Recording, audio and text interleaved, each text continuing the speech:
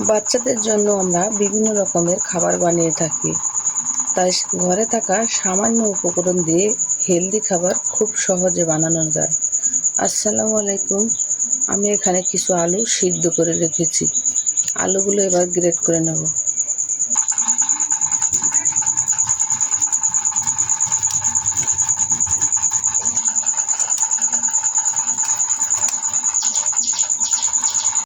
সম্পূর্ণ আলুগুলো গ্রেট করা হয়ে গেছে।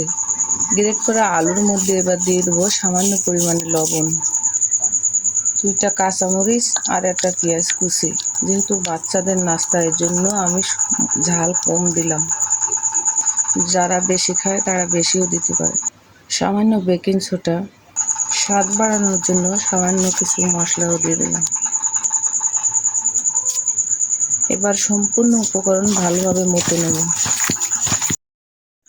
মথে নেওয়া আলুর মিশ্রণের সাথে 1 কাপ ময়দা দিয়ে দিলাম। এবার ময়দা আর আলুর মিশ্রণ একসাথে ভালোভাবে মিশিয়ে নেব। নরম একটা ডো বানিয়ে নিলাম। এবার সামান্য কিছু ঘি দিয়ে দিলাম।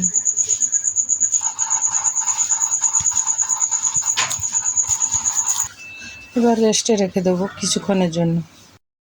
এবার একটা কাঠের পিঁড়ি নিলাম, পিঁড়িতে সামান্য তেল মাখিয়ে নিলাম, সামান্য ডো নিয়ে নিলাম, হাতের সাহায্যে একটা গোল বল বানিয়ে নিলাম।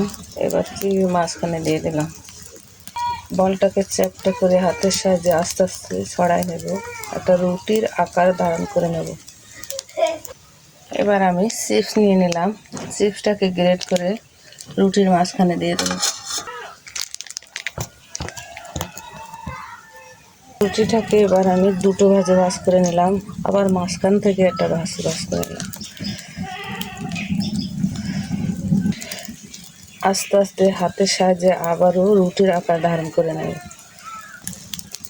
গোলাটা রুটির মতো হয়ে গেল। চারিদিকটা হাতের সাহায্যে একটু চেপে চেপে দেব। এবার মাটির চুলায় একটা লোহার তাওয়া বসিয়ে দিলাম, তাওয়াতে পরিমাণ মতো সাদা তেল দিয়ে দিলাম। এবার রুটিটাকে আস্তে আস্তে উঠিয়ে নেব, গরম তেলের মধ্যে দিয়ে দিলাম। এবার চুলার আঁচটা লোতে রেখে ভেজে নিতে হবে। উল্টিয়ে দেব। এভাবে সমস্ত পরোটাগুলো ভেজে নেব।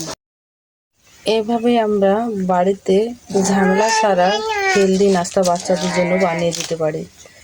বাচ্চারা এভাবে নাস্তা বানিয়ে দিলে ভীষণ খুশি হবে।